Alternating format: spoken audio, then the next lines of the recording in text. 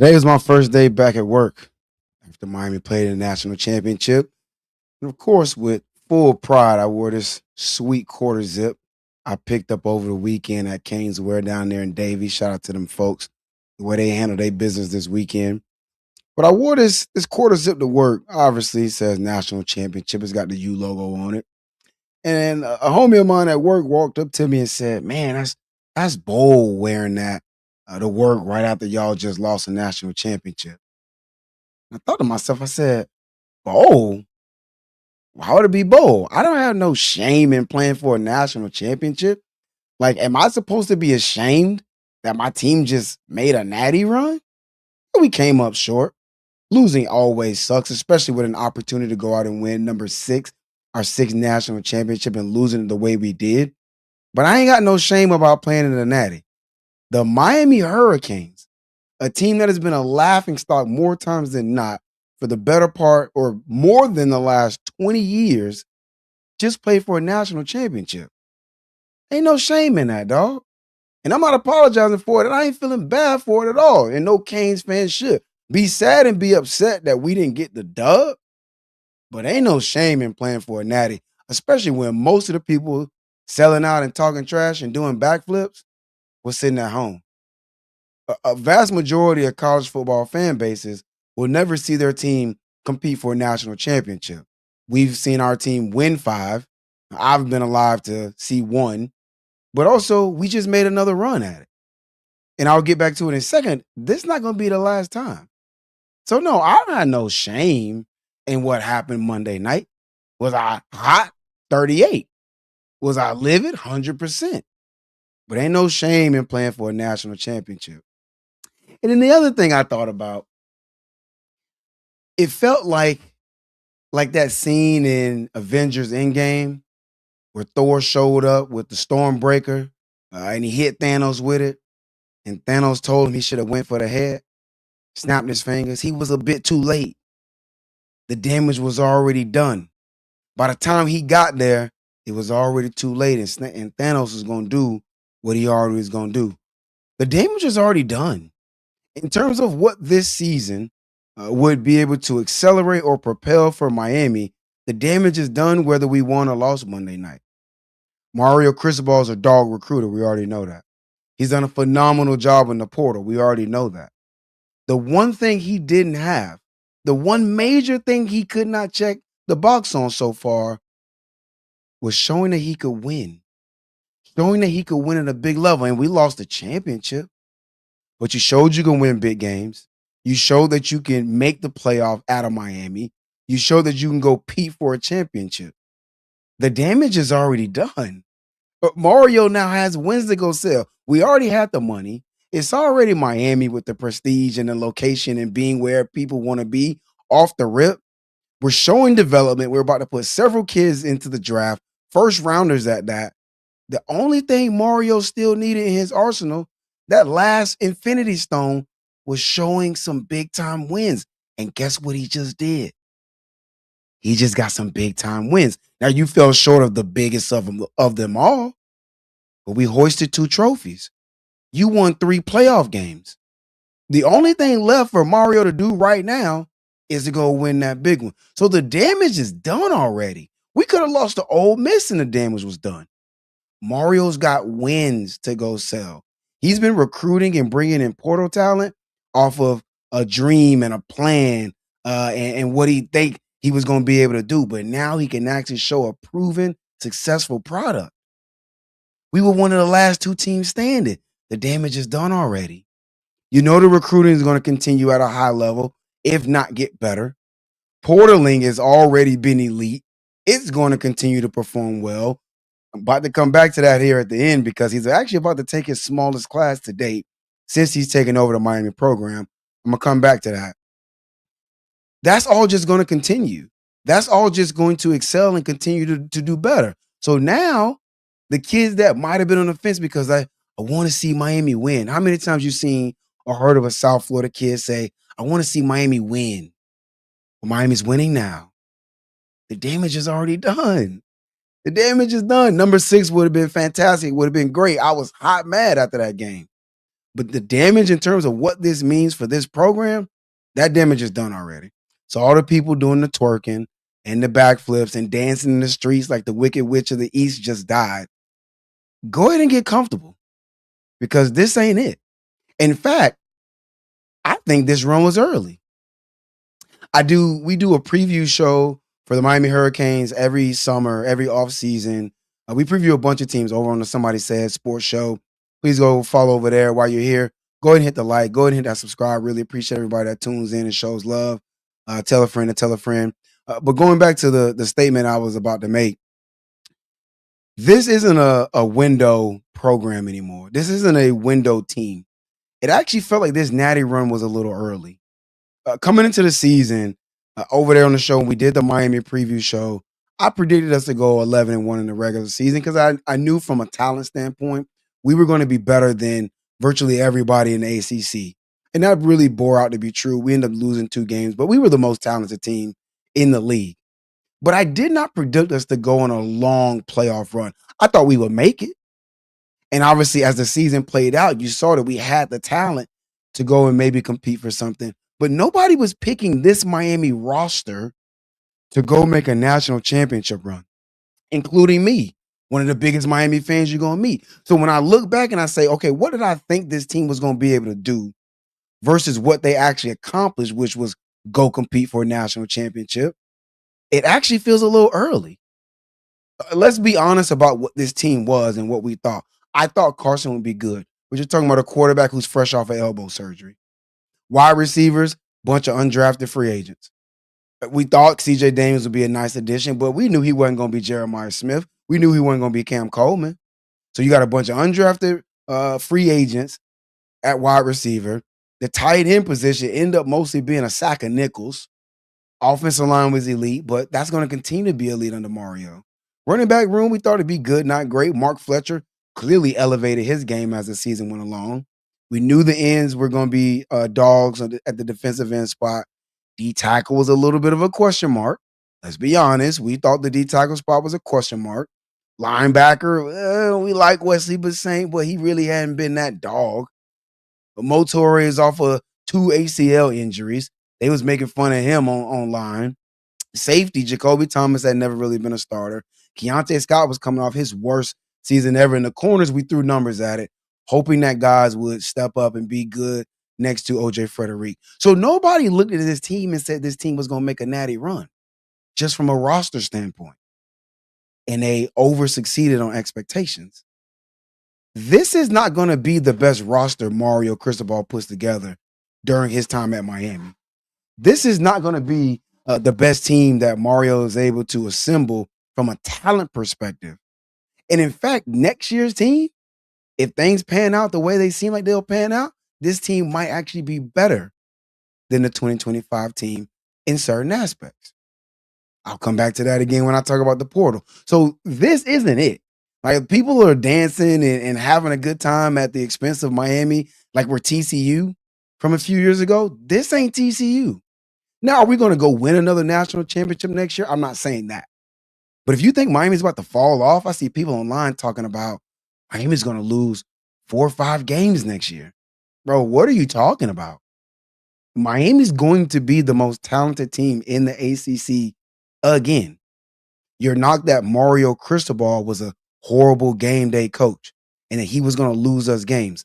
He didn't. All that's gone. The talent's not going to fall off. So if you think Miami was a blip this year, you're in for a rude awakening. You're in for a big load of disappointment. You're probably a fan of a team that we hate as well. And I'm telling you right now, if you hate Miami, go ahead and get comfortable. All right, so now that I've gotten that out the way, let's go ahead and break down this game a little bit. Again, disappointing, of course, frustrating, anger, all that good stuff from a Miami fan perspective.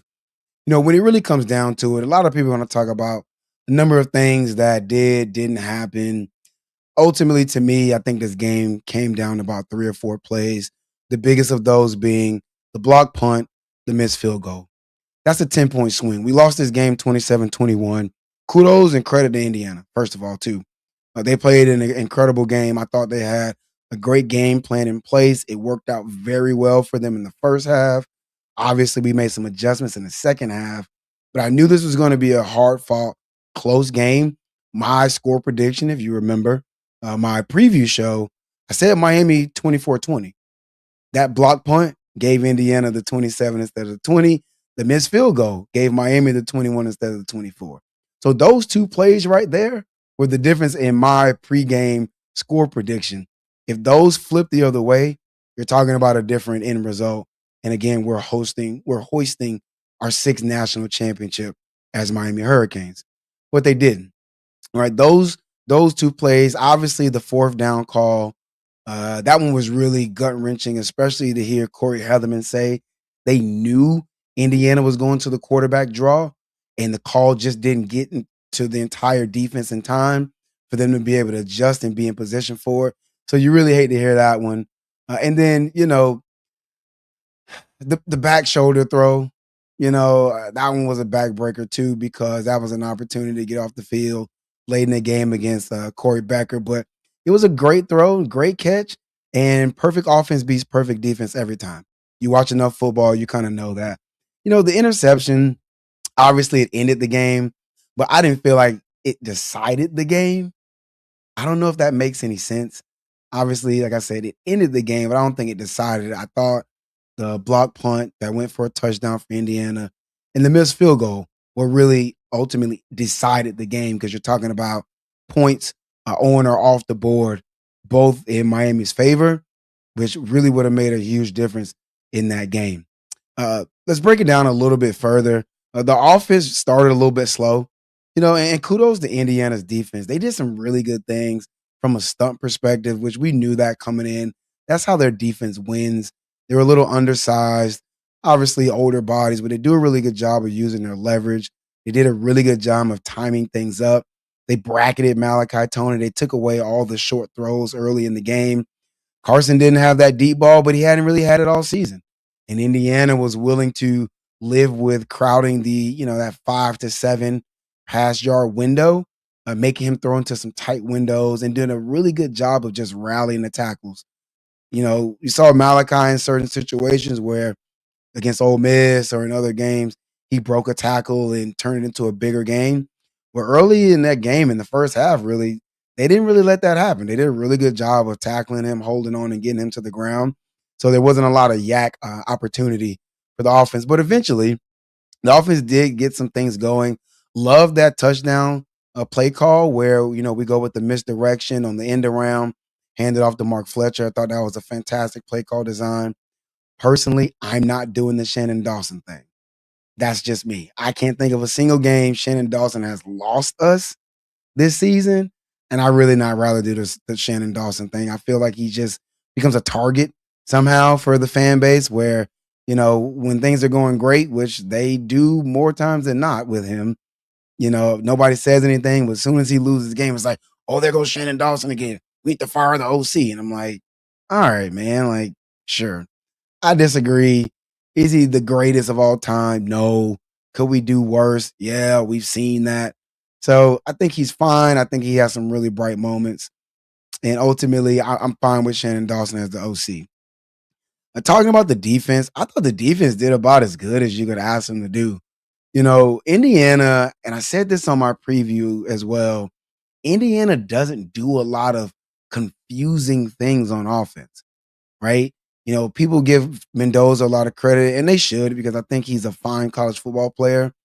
But I was having a conversation. I asked somebody, name me a throw. You were like, wow. Like, name a throw where he threw a seed on a 15-yard dig and the timing was perfect and it came out before the receiver was out his break. And it was like, man, that's an NFL throw. I don't remember seeing many. Give credit to Mendoza. I think, again, for what that offense needed and what that team asked him to do, I thought he did those things to an elite level. But I don't think Mendoza really is an elite quarterback prospect like that. Again, I didn't see many throws where I'm like, man, that's an incredible throw. Hey, tip your cap to him, shake his hand. I didn't see that. They throw the back shoulder throw. They want to get those slants, the quick outs if your corners are playing off. the bubble screen where they have numbers, which again, it worked. It got them a national championship, so it ain't like you could take anything from them. I don't want to sound like a hater, but the defense I thought did a really, really good job. Held him to 317 total yards. Mendoza didn't throw for a touchdown. He did have the massive fourth down run that went for a touchdown.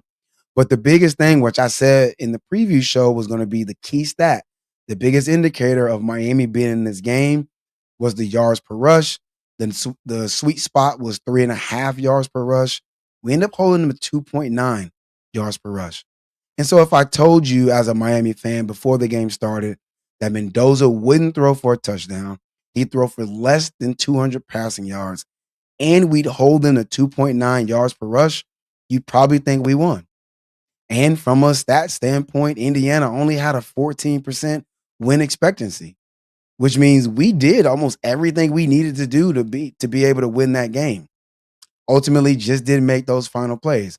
Again, if you want to dig into the numbers a little bit deeper and really seeing that Miami truly, kind of outperformed Indiana.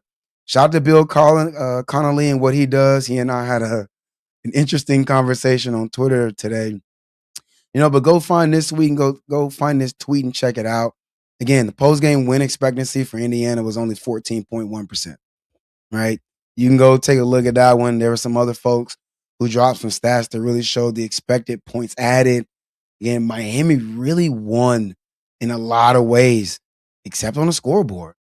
Ultimately, the special teams shortcomings, those faults, ended up being the dagger.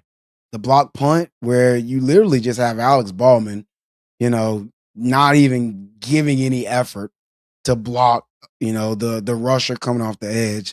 Dude gets a free run that the punter blocks it, they scoop it, they score it. Then again, the missed field goal. You're talking about a 10-point swing. That's your game in a one-possession game, a game where I and everybody else said this game was going to be won in the margins. We all said it was going to be those little things and that Indiana wasn't going to beat themselves. And we went out there and we beat ourselves. The missed field goal, that's all on us. I don't know what happened to Carter Davis in the playoffs. Dude was money in the regular season. Guess the moment was just too big. And then the block punt, that's just not doing your job, dog. Like, the biggest failure for Mario this season was the fact that Alex Ballman was the best option we had at tight end. That is his biggest failure this year, because not having a threat in the passing game at tight end really made things harder. We used to be tight end U, far cry from that. Would have loved to have Elijah Arroyo back. You're talking about a completely different looking offense if you have a threat like that. And then the inability to do the simple things, to do your job, make sure an edge rusher doesn't get free to your punter who's rolling in your direction. I don't know how that happens. That was completely unacceptable, dog. That is ridiculous. But anyway, it happened, man, and that's where we are. And I think, me personally, that's where we lost this game. And the Carson pick is going to be the thing that everybody remembers and easily. Carson's a target, right? He's low-hanging fruit for people to go after him and say, I told you, Carson throws picks. 4 of his last 6 losses as a starter in college football ended with him throwing an interception. Does that mean he's a bad quarterback? I don't think so. Is it an odd coincidence? At worst, yeah. I don't know. I'm not going to lean too much into that. Ultimately, I do think he made a bad decision on that throw. It was also a bad pass. Keelan Marion said that it was really his fault. He didn't look for the ball, which, bro, you're 15, 20 yards up the field. How are you not looking for the ball? I don't know, but I don't think that's where the game was lost. I think the game was lost on that 10-point special teams swing. You give up the block punt that goes for a touchdown. You miss a field goal. You lost the game by one possession. Can't do those things in this moment, especially not against a team like Indiana who doesn't make mistakes. So that's where the game was lost, man. Really hate to go out that way. Absolutely brutal way to lose in the end. What was a really, really fun season. Being in the playoffs is dope. I don't know how else to say that, man. Being in the playoffs is a lot of fun. The extra coverage, the interviews you get, the merch, like the stuff is dope, man. I got a hat from the Fiesta Bowl. I got a chance to go out to the Cotton Bowl. Man, it's a lot of fun, and you hate to see the season end, but you definitely hate the season end that way. Kudos to Indiana. kudos to Kurt Signetti. I'm a huge Kurt Signetti fan. Can't take nothing away from that dude. He's an absolute dog. They gonna be around for a while too. The way he runs his program, the way he had those guys locked in is special. But Miami gonna be around as well. So I'm gonna say it again, man. If you think Miami about to just fall off, if you think this is a blip on the screen and Miami is about to go back to a mediocrity and obscurity, bro, you in for a rude awakening, dog. Miami's not going away. We not back, but we here. So I don't know what to tell you, man. For all them folks doing all that dancing and twerking and celebrating over us losing this game, man, sure. Enjoy us taking a L, bro, but we're not going away. We're going to be back. Like, we're going to be back in national contention. This team is going to be good again next year. And so let's go ahead and just get into the conversation about what's next, because that's part of why I feel so good about the way the what part of why I feel so good about the way this team might look next year. So I mentioned at the outset that obviously it's time to refocus and go look at the portal. Starting to look at some recruiting for next year, but the portal activity is kind of really getting rolling. We've got 6 commits so far. This is shaping up to be Mario Cristobal's smallest portal class since he took over the Miami program. Uh, Last year he took 19 kids. Year before 15. Year before that he took 17. So we're really about to take a small portal class. And what that means is we've recruited and developed to a point where Mario doesn't feel like he needs to bring in nearly 20 transfer prospects. He feels really good about what he's got already in house. We're going to lose those DNs. That's the first thing everybody keeps talking about. You're going to lose those incredible DNs. And they are right. We are losing those DNs. But what those people seem to forget is that we have several 5-star high school recruits who have now been in the program and been in the system for multiple years. Marquise Lightfoot, Armando Blunt, Hayden Lowe, who many people around the program thought would have played this year, would have been in the rotation this season. He sat out the whole year with an injury. He's going to be back and he's going to be healthy next season. So, there will be a bit of a drop off probably because it's hard to reproduce a top 10 draft pick like a Ruben Bain. But it's not going to fall off the map. We're potentially bringing back both D tackles. All the corners are coming back. Poiser and Bryce Fitzgerald are going to be starters. So Mario's taking a small class because he trusts what he's got in his locker room already. Let's talk about some of the guys real quick that they're still targeting. The main one is Darian Mensah, quarterback from Duke. You know what's going on with that. It's been a little bit crazy. From what I understand, his name should be in the portal officially today, but then there's still some legal things to figure out in terms of, can he sign an NIL deal with Miami? Can he enroll at another school? From my basic understanding of it, and it's really just from reading people who are much smarter than me, who know much more about this than me, the sentiment seems to be that Darian Mensah is going to end up at Miami. It's just going to be messy. It's going to be ugly in how that happens. We're not really sure when it'll happen. He might end up missing spring ball. But one thing that I have in mind, even if he does miss spring ball and he can't enroll until the summer, if he's not enrolled at Duke, nothing keeps him from being in Miami. Now, he can't participate in official team activities. He can't work out and stuff like that. But what keeps him and the receivers from doing some passing and catching in the off time? Right? It's going to be the off season. It's going to be, time after class and stuff like that and after practices where they can go meet up at a park and do some throwing and catching. Right? There's plenty of places to train in South Florida. So if he's not going to be at Duke and he's already going to be in town in Miami, which why wouldn't he be? Yeah, he can go and be getting some work in with those receivers, building that rapport and building those relationships, even hanging out with the team outside of official team activities, of course. So that's the biggest one.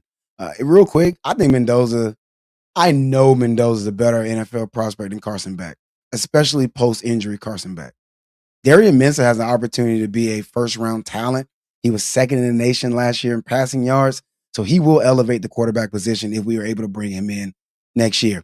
Another guy we're looking at is Damon Wilson, starting defensive end from Missouri, originally from Venice, committed to Georgia out of high school, former 5-star prospect, had around 55 pressures last season.